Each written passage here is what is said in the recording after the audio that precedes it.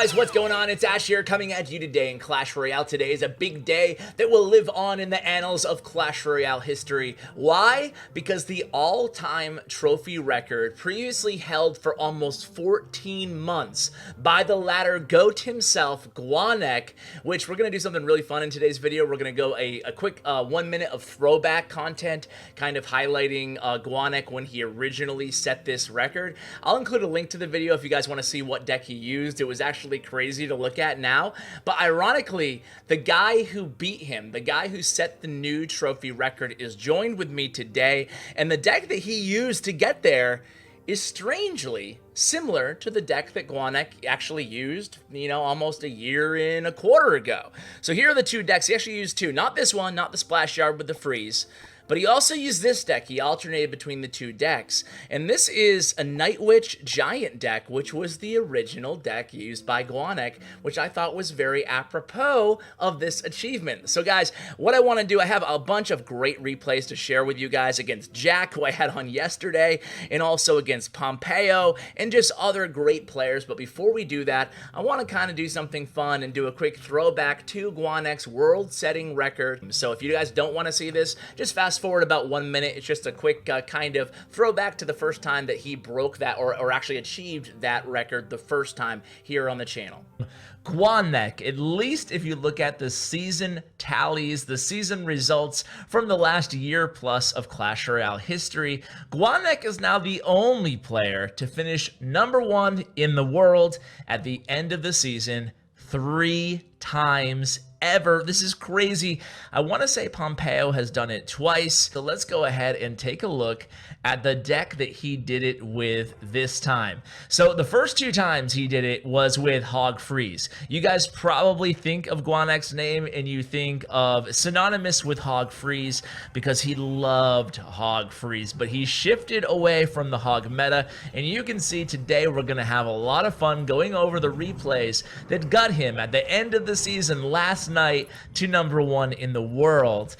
Alright guys, well I hope you enjoyed that kind of throwback there. If you want to see the original video and just see that old school gameplay and maybe get a little nostalgic about it, I'll include a link for you guys in the description below. Now guys, before we show these replays really quickly, let's take another quick look at the two decks. This deck is so simple to use. I think that regardless of your trophy range, you guys will have a lot of success with this deck. If you don't have Night Witch, you can actually go ahead and sub in the regular Witch in this deck for a reason that we're going to discuss in just a moment. And if you don't have the log, you can sub in arrows in this deck. And what is this deck all about? Basically baiting out your opponent's big spell, not their small spell, but their big one, and comboing in double elixir time the giant with the minor to tank when the giant dies. So why are we baiting? Well, basically we have ideally they're going to use their spell on the minions before that we show that we have the minion horde, and then we're going to be able to punish with the horde and the Night Witch. Most cases they'll use their big spell even against the Night Witch,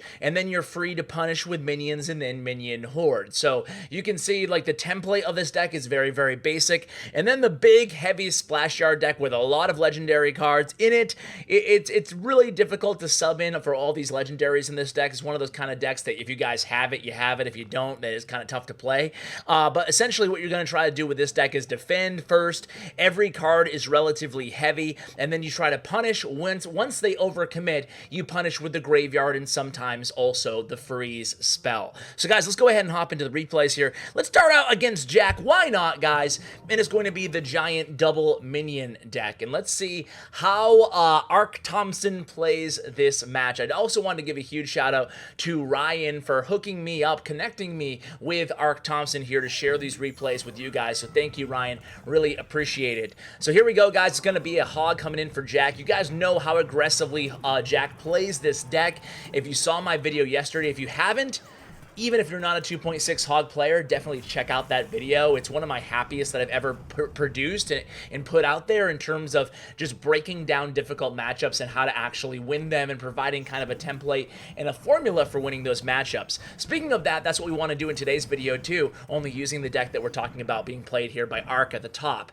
So early on, you can see Jack trying to switch lanes. We show that we do have the minion horde and the minions in this deck, and at this point, Jack's going to be thinking, crap, how am I going to break through, right? And if you're Arktomson, what you're thinking here is, okay, I can bide my time trying to get most of my damage here in double elixir time, and it's pretty easy to break through even against a fast cycle deck where Jack is going to be able to cycle 2 fireballs in some circumstances. So we played the Night Witch before the Giant, guys. You'll note that because basically it will give the Night Witch ability to spawn even more bats. So always play your Night Witch ahead of the Giant rather than putting the Giant first behind that King Tower, even though he does cost a little bit more elixir. So we send in the Miner with the Giant as soon as the Giant gets targeted by the cannon and the tower, trying to get a little bit of chip damage. We're not going to get much here. The Night Witch does reach that right tower, and her bats, along with I think the one staff smash on that right tower, is going to get it down to 2608 HP.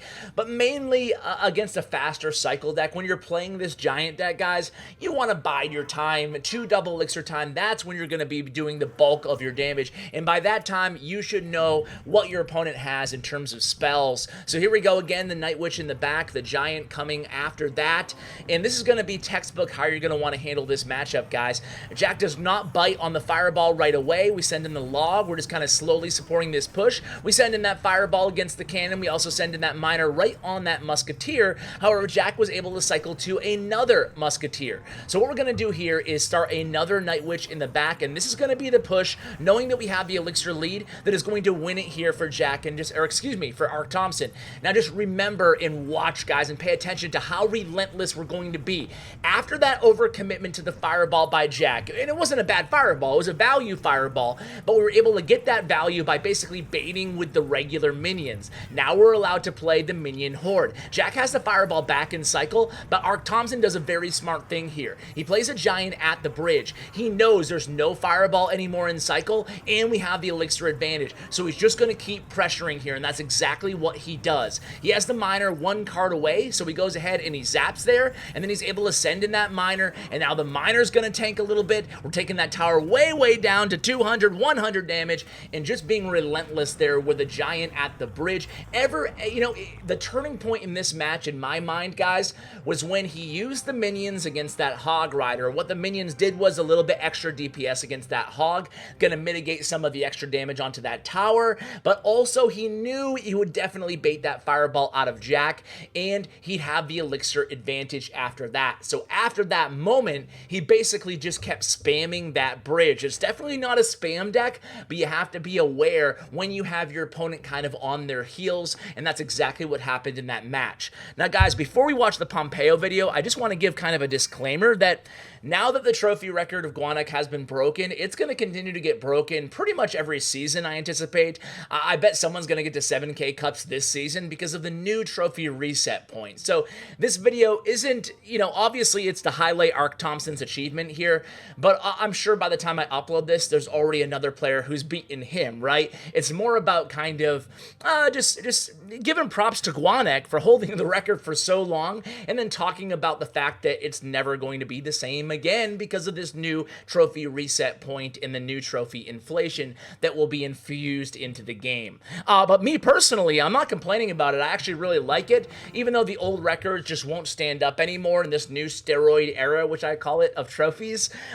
It's nice to actually be able to beat your own trophy record, right? Or actually make progress rather than feeling that you're on that treadmill and not going anywhere on ladder. So I'm really happy about it, even though, a little bittersweet saying goodbye to some of these long-held records such as GuaNek. So here we go, guys, on the Pompeyo replay. Pompeyo's still playing this Balloon Miner cycle deck. Now, Pompeyo, guys, we got to give total respect to the other ladder god.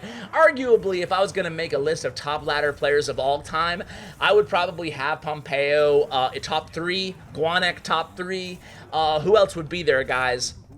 Jack would be up there, Botcham would be up there, Samuel would probably be up there. I'm probably forgetting a couple other players, but just like guys who have been around a ladder for a long period of time, always dominating, always pushing the limit here. And you can see Arktomson, this is the mistake here. I'm going to pause real quickly, guys. This was the mistake that lost the match for Pompeyo here.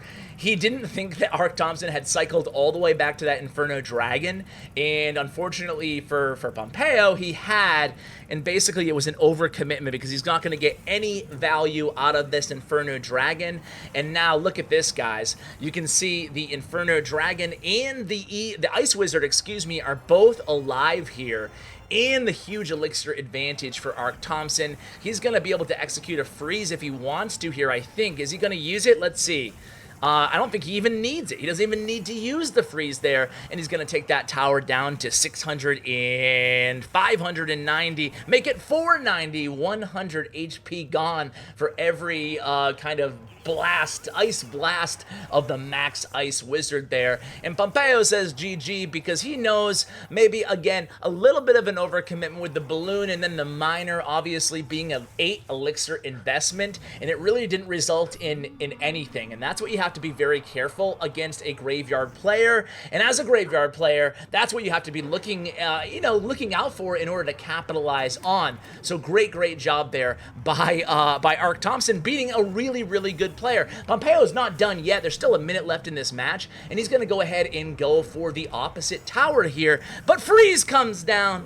Oh, very unfortunate there for Pompeyo. The freeze is going to come down, just allowing that Inferno Dragon, and then to add insult to injury, Pompeyo misses that fireball. It's going to be rip GG. Let's go ahead and just fast forward here till the end of this match, because unfortunately, every player, even the ladder goats such as Pompeyo, who I need to have back on the channel, by the way, they have off games, right? And that's certainly probably what happened here, but it just goes to show you the power of this graveyard freeze deck.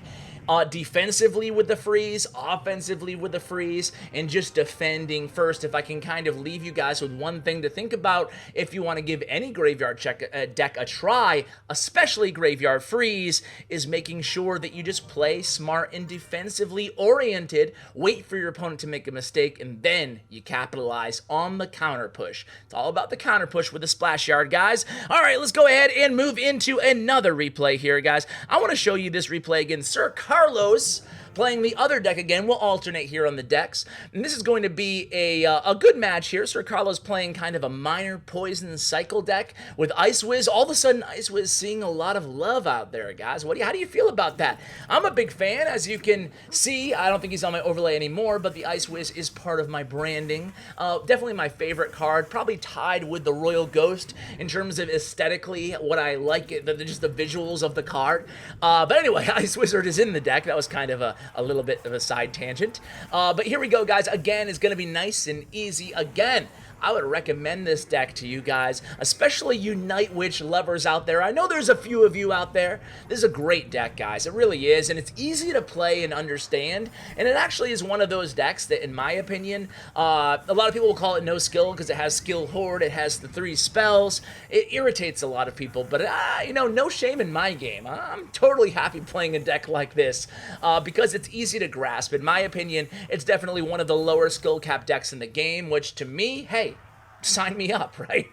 It's nice and easy to play. I like that. And it helps you get better at the fundamentals of the game. At least that's my opinion. So here we go, a giant at the bridge here, trying to get full value out of these minions, going to kind of redirect that Ice Wizard, take out the Ice Wiz, and then actually live to take out that Valkyrie. So a ton of value here out of these minions. And then the miner goes in to tank for the minions. Those same minions are now doing tons of damage to that left tower. Those same minions that we cycled about, 30 seconds ago now? Behind our own tower, and that's exactly how you want to combo the miner and the giant together, especially if they have a defensive unit, a Tesla or a cannon. You send in that miner pretty much every single time, as long as you have some support troops that you still want to tank for. In this case, it was the minions, the incredibly valuable minions. So here we go, with about a minute left in this match, we already have a pretty big advantage. However, Sir Carlos is not done yet, guys. He's going to go ahead and try to make a comeback here. So here it goes, a minions again in the back, and you can see just trying to bait out that spell, and this time Sir Carlos bites.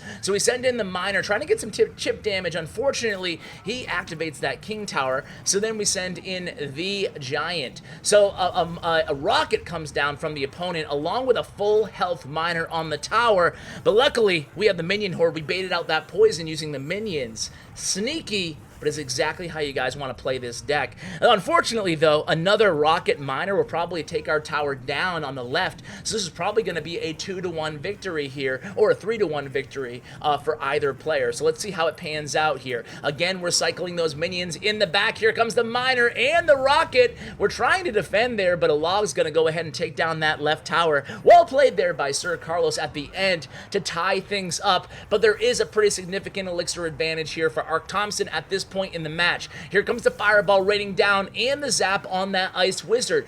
Meanwhile, excuse me, Carlos uses his poison again here. That's going to open us up to play the Giant in the pocket. Valkyrie played very, very well on top of our Night Witch, but the Giant's still alive, just barely, and Miner's doing a lot of damage to the tower. Here comes again a fireball raining down on that Ice Wizard. Now, why were we so aggressive there, guys, with the Giant and the Miner and everything else that we added to that equation, the fireball after the fact? Basically, we just had good elixir control and awareness. We knew that we had the lead going into that kind of exchange, so we're able to be a little bit more aggressive with that fireball at the end. And here it comes again, just Miners doing more chip damage to that right tower, even though Carlos is doing a very good job pulling that Giant to the opposite lane, pulling him into the King Tower rather than aggroing onto that Princess Tower, which is very low on health. It doesn't really matter here, guys. I mean, we have full health on our tower, and he's playing this very well. He's also playing this very aggressively. Again, a Giant in the pocket here. We have our minion horde ready. Here comes the Miner to tank for all those barely surviving minions.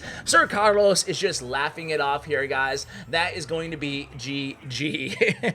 I don't know. That goblin who's like, is probably one of my faves now, guys. It's weird. I have a kind of a weird relationship with the emotes. I like some someday, and then I stop using them. Like the stabby. I love the stabby. Then I loved the princess kind of crossbow, and now I don't use it anymore. I don't know. Are you guys fickle too with the emotes, or I don't know. All right, here we go, guys. Let's go with who do we want to show now? Who do we want to show? All right, we don't want to show I want to show an interesting matchup here. Let's watch Psalm 3, because he's going to be playing the lethal bridge spam deck, guys. Let me know if you'd like to see kind of another really, really high trophy video all about the Magic Archer and just how some of these pros are able to capture a ton of value from the Magic Archer, especially in a deck like this played by Psalm 3. This deck is probably one of the most popular, along with that Graveyard Freeze deck, at the top of ladder in the entire game. It's hard to say that this deck is better than Graveyard Freeze just because of how incredibly strong a Max Freeze is. Talk about an OP card, but it just doesn't translate to tournament level standard. But this deck is right up there, for sure. A few accounts, I would say 3 of the top 10 players are playing this deck right now. So yeah, it's really strong. I've shared it on the channel before, but I'm thinking about doing a follow-up video. So please let me know how you guys would feel about that. This match is actually going to be really, really over really quickly here. So we're going to defend. Magic Archer actually getting a lot of kind of chip damage onto the left tower, incidental chip damage, but Magic Archer is so strong in these situations. But check it out, guys. I think this is going to be like GG right here. Let's just check it out. Here comes the Inferno D. Freeze goes down. Royal Ghost is frozen. Royal Ghost is dead. Tower is down. And then look at all these skeletons surviving. Sam doesn't have a great answer. He doesn't want to use his fireball here, so he just takes a ton of damage from that Inferno Dragon and the skeletons. It's not over yet, but it's certainly not the start that Psalm 3 was hoping for with this deck, guys. And again, this shows you the power of the counter push again. Similar to that Pompeyo replay, right? He was able to go in there with his surviving troops. I think it was the same surviving troops too. A bowler, but led by the Inferno Dragon. And then the freeze comes down, tower down. And it's impossible pretty much, unless Arktomson makes a huge mistake. It's really impossible for Sam to go ahead and make this comeback here. So let's go ahead and just fast forward, guys, because this one, it ends up just being a slow burn to the 3-crown death of poor Psalm 3 here, who's a really, really good player. He yawns, and then with about 10 seconds left, the tower goes down. That's going to be a 3-crown, guys. So I hope you enjoyed today's video. I enjoyed bringing these two decks with you guys, and a huge shout out again to GuaNek, the latter GOAT. He's still the GOAT in my eyes. I don't know about you guys, but really loved watching his freeze gameplay back in the old school videos from about 1 to 2 years ago. Guys, huge shout out again also to Arktomson. Check out his player profile in the description below. Thanks to StatsRoyale.com. Thanks to Bren Chong, my YouTube sponsor. Check out his information as well. Guys, thanks, and as always, take care, guys.